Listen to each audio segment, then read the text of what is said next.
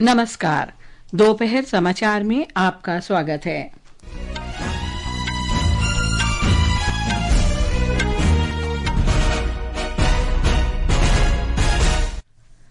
देश के निर्यात में पिछले वित्त वर्ष में 5.5% की वृद्धि रिकॉर्ड $821 अरब के आसपास पहुंचा।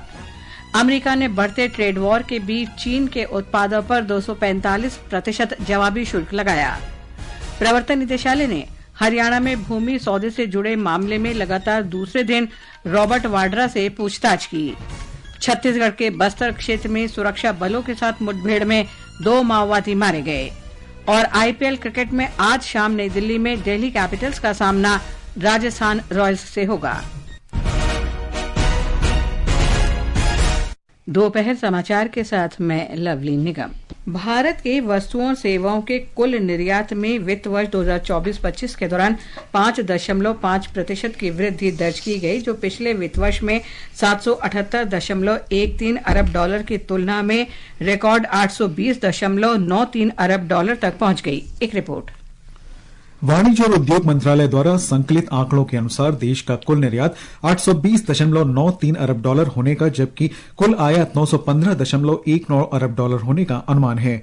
आंकड़ों के अनुसार इस वर्ष मार्च में भारत का व्यापार घाटा बढ़कर $21.54 अरब हो गया था। इस महीने के दौरान व्यापारिक निर्यात 0.7% बढ़कर $41.97 अरब हो गया। इस बीच मार्च में व्यापारिक आयात 11.3% बढ़कर $63.51 अरब हो गया है। समाचार कक्ष से निखिल कुमार। अमेरिका ने चीन से आयात होने वाली वस्तुओं पर 245% तक के नए जवाबी शुल्कों की घोषणा की है। इससे दोनों देशों के बीच व्यापार संघर्ष तेजी से बढ़ गया है। अमेरिकी राष्ट्रपति के कार्यालय व्हाइट हाउस के बयान में कहा गया है कि ये राष्ट्रीय सुरक्षा को ध्यान में रखते हुए उचित है। बयान में चीन द्वारा उठाए गए कदमों का भी उल्लेख है। चीन द्वारा भारी दुर्लभ धातुओं और उच्च चुंबक सहित महत्वपूर्ण उच्च तकनीक पदार्थों का निर्यात प्रतिबंधित किए जाने के फैसले से अमेरिका के ऑटोमोटिव, एरोस्पेस, सेमीकंडक्टर और रक्षा जैसे क्षेत्रों पर असर पड़ेगा। इस बीच चीन के विदेश मंत्रालय के प्रवक्ता लिन जियान ने कहा है कि शुल्क युद्ध अमेरिका ने शुरू किया है। भारत और अमेरिका इस सप्ताह द्विपक्षीय व्यापार समझौते पर चर्चा करेंगे। दोनों देशों ने द्विपक्षीय व्यापार समझौते के पहले हिस्से की संदर्भ शर्तों पर कल हस्ताक्षर किए। नई दिल्ली में संवाददाताओं से बातचीत में वाणिज्य और उद्योग सचिव सुनील बर्थवाल ने कहा कि दोनों देशों ने परस्पर लाभकारी बहुक्षेत्रीय द्विपक्षीय व्यापार समझौते पर सहमति व्यक्त की है। एक रिपोर्ट। इस समझौते का लक्ष्य 2025 तक द्विपक्षीय व्यापार समझौते के पहले चरण को अंतिम रूप देना है। श्री बर्थवाल ने कहा कि अमेरिका द्वारा लगाए गए मौजूदा शुल्क के मद्देनजर भारत के लिए चिंताएं और अवसर दोनों पैदा हुए हैं। उन्होंने कहा कि भारत ने अमेरिका के साथ व्यापार उदारीकरण का मार्ग अपनाया है। उन्होंने कहा कि इससे दोनों देशों के लिए बहुत से अवसर सृजित होंगे। श्री बर्थवाल ने कहा है कि अगले 5 वर्षों में अमेरिका के साथ भारत का व्यापार बढ़कर $500 अरब तक पहुँचने की संभावना है। समाचार कक्ष से अभिषेक कपिल। इस बीच खाद्य कीमतों में उल्लेखनीय कमी के कारण पिछले महीने भारत की खुदरा मुद्रास्फीति दर घटकर 3.34% पर आ गई। सांख्यिकी और कार्यक्रम कार्यान्वयन मंत्रालय ने कहा कि अगस्त 2019 के बाद साल दर साल आधार पर यह सबसे कम मुद्रास्फीति दर है। प्रवर्तन निदेशालय हरियाणा में एक भूमि सौदे से जुड़े मनी लॉन्ड्रिंग मामले की जांच के सिलसिले में वरिष्ठ कांग्रेस नेता प्रियंका गांधी वाड्रा के पति रॉबर्ट वाड्रा से आज लगातार दूसरे दिन पूछताछ कर रहा है। उनसे नई दिल्ली स्थित ईडी कार्यालय में पूछताछ की जा रही है। मामला श्री वाड्रा की कंपनी द्वारा गुरुग्राम में एक भूमि की खरीद से जुड़ा है। भारतीय जनता पार्टी ने नेशनल हेराल्ड मामले में कांग्रेस के वरिष्ठ नेता राहुल गांधी और सोनिया गांधी के खिलाफ आरोप पत्र दाखिल करने के बाद प्रवर्तन निदेशालय को धमकाने की कोशिश करने का आरोप लगाया।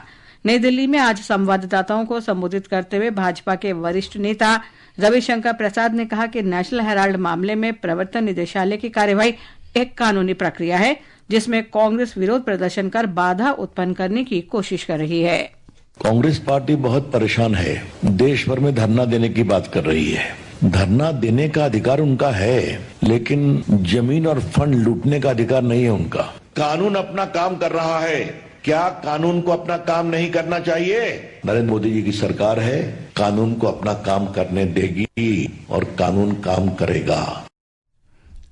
इस बीच कांग्रेस अपने वरिष्ठ नेताओं के खिलाफ आरोप पत्र को लेकर देशव्यापी विरोध प्रदर्शन कर रही है। पार्टी ने प्रवर्तन निदेशालय की कार्यवाही को बदले की राजनीति बताया है। प्रवर्तन निदेशालय ने आज सुराना समूह और साई सूर्या डेवलपर से जुड़े मनी लॉन्ड्रिंग मामले में हैदराबाद में कई स्थानों पर छापेमारी की है। निदेशालय हैदराबाद और सिकंदराबाद में जुबली हिल्स और बोवेनपल्ली इलाकों में दोनों समूहों की संपत्तियों की तलाशी ले रहा है। आधिकारिक सूत्रों के अनुसार हैदराबाद के वेंगलराव नगर में स्थित एक प्रमुख real estate company Sai Surya developers के मालिक के सतीश चंद्र गुप्ता पर ग्रीन मेडोज वेंचर धोखाधड़ी का मामला दर्ज किया गया है। राष्ट्रीय महिला आयोग एनसीडब्ल्यू ने पश्चिम बंगाल के मुर्शिदाबाद में हुई हिंसा की जांच के लिए जांच समिति का गठन किया है। आयोग की अध्यक्ष विजया राटकर ने नेतृत्व में 4 सदस्यीय समिति मुर्शिदाबाद में हिंसा प्रभावित क्षेत्रों का दौरा करेगी और स्थानीय पीड़ितों तथा उनके परिवारों से बातचीत करेगी। आयोग ने मुर्शिदाबाद जिले के मंदिरापारा इलाके में सांप्रदायिक अशांति के दौरान कई महिलाओं के साथ छेड़छाड़ की खबरों का स्वतः संज्ञान लिया है। ये समाचार आकाशवाणी से प्रसारित किए जा रहे हैं। ताजा समाचार जानने के लिए आप हमारे social media handle @AIR news Hindi को फॉलो कर सकते हैं। बच्चा हो रहा है बड़ा, 6 महीने होने को आए, मन में है कई प्रश्न, तो आज हमसे सुनिए उपाय। जन्म के 6 माह बाद बच्चे को हल्का भोजन खिलाएं, पोषण का ध्यान रखकर भविष्य को मजबूत बनाएं। अंडा हो या मांस मछली पसंद का ले साथ, पीस कर खिलाएं सब्जियां तो बन जाएगी बात। स्तनपान भी रहेगा जारी, मन में कोई शंका न लाएं। कोई समस्या लगे तो नजदीक की आंगनबाड़ी केंद्र में जाएं। स्वस्थ रहेगा तन तो मजबूत होगा जीवन, क्योंकि सही पोषण तो देश रोशन। महिला एवं बाल विकास मंत्रालय द्वारा जनहित में जारी।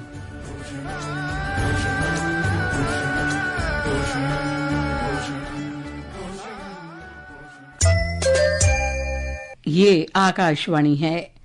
छत्तीसगढ़ के बस्तर क्षेत्र में सुरक्षा बलों के साथ मुठभेड़ में 2 माओवादी मारे गए हैं। इन दोनों पर कुल 13 लाख रुपए का इनाम था। कोंडागांव और नारायणपुर जिलों की सीमा पर किलम बरगुम गांवों के जंगल में मुठभेड़ कल शाम उस समय हुई जब जिला रिजर्व गार्ड की एक टीम नक्सल विरोधी अभियान पर निकली थी। बस्तर रेंज के पुलिस महानिरीक्षक सुंदर राज पी ने बताया कि घटनास्थल से दोनों माओवादियों के शव बरामद किए गए हैं।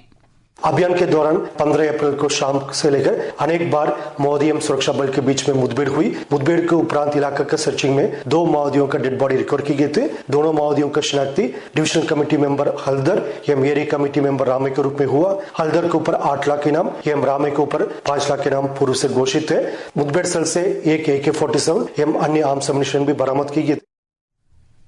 राष्ट्रीय जांच एजेंसी NIA ने जम्मू कश्मीर के सीमावर्ती जिले पुंछ में हथियार और गोला बारूद से जुड़े आतंकी साजिश मामले में एक पाकिस्तानी हैंडलर समेत 3 आरोपियों के खिलाफ आरोप पत्र दाखिल किया है। एक रिपोर्ट।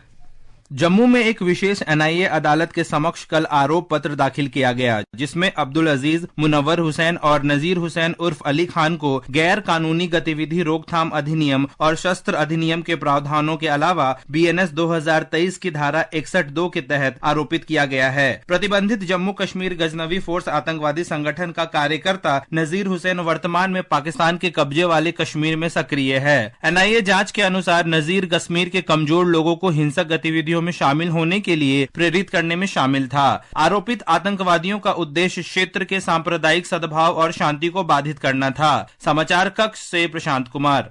न्यायाधीश अरुण पल्ली ने आज जम्मू कश्मीर और लद्दाख उच्च न्यायालय के मुख्य न्यायाधीश के रूप में शपथ ली। उन्हें जम्मू कश्मीर के उपराज्यपाल मनोज सिन्हा ने शपथ दिलाई। समारोह में मुख्यमंत्री उमर अब्दुल्ला, उच्च न्यायालय के न्यायाधीश, अधीनस्थ न्यायपालिका और अन्य गणमान्य व्यक्ति भी शामिल हुए। भारत ने संसद द्वारा पारित वक्फ संशोधन अधिनियम पर पाकिस्तान की निराधार टिप्पणियों को दृढ़ता से खारिज किया है। विदेश मंत्रालय के प्रवक्ता रणधीर जायसवाल ने वक्फ विधेयक पर पाकिस्तान की टिप्पणियों के बारे में संवाददाताओं के सवालों के जवाब में कहा कि पाकिस्तान को भारत के आंतरिक मामले पर टिप्पणी करने का कोई अधिकार नहीं है। भारत और G4 के अन्य देशों ब्राजील, जर्मनी और जापान ने संयुक्त राष्ट्र सुरक्षा परिषद में धर्म के आधार पर सीटें आवंटित करने के प्रस्तावों का विरोध किया है।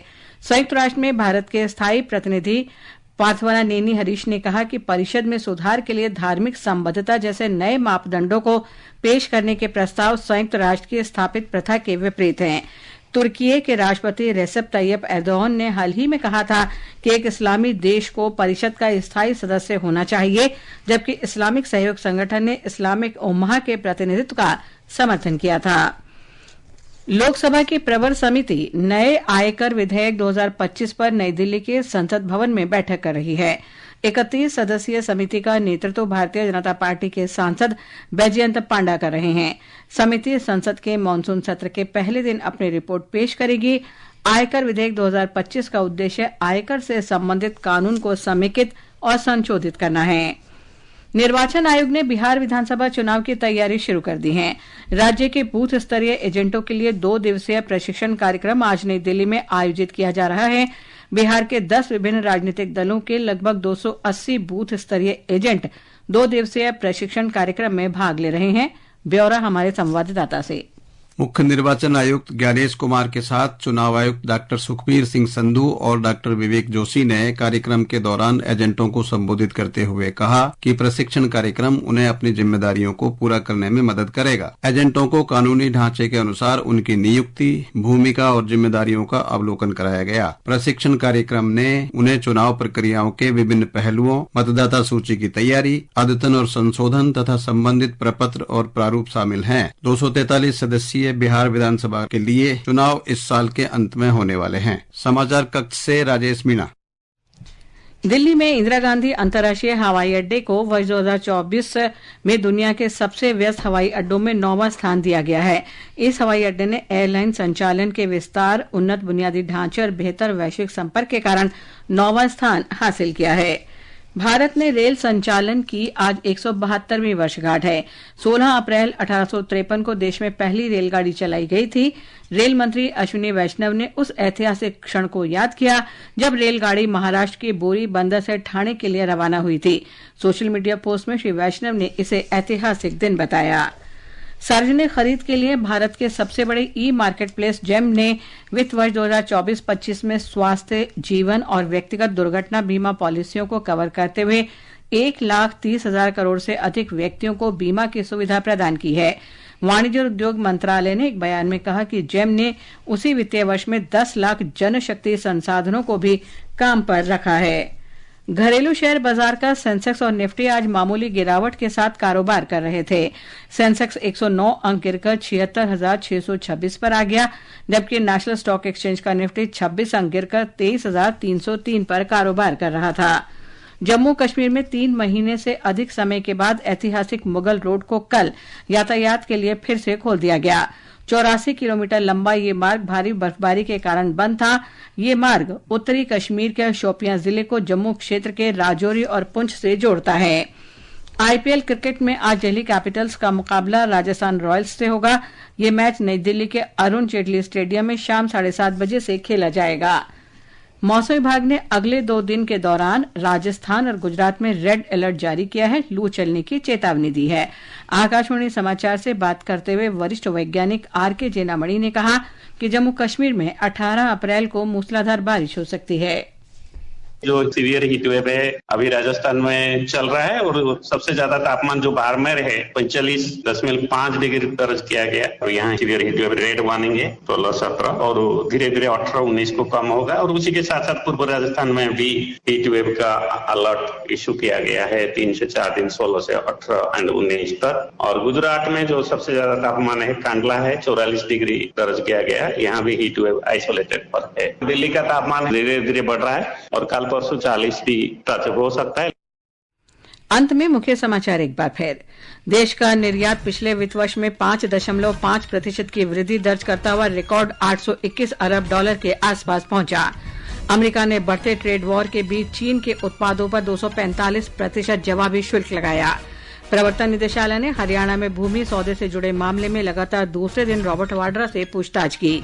छत्तीसगढ़ के बस्तर क्षेत्र में सुरक्षा बलों के साथ मुठभेड़ में 2 माओवादी मारे गए और आईपीएल क्रिकेट में आज शाम दिल्ली कैपिटल्स का सामना राजस्थान रॉयल्स से होगा। इसके साथ ही दोपहर समाचार का ये अंक समाप्त हुआ। नमस्कार।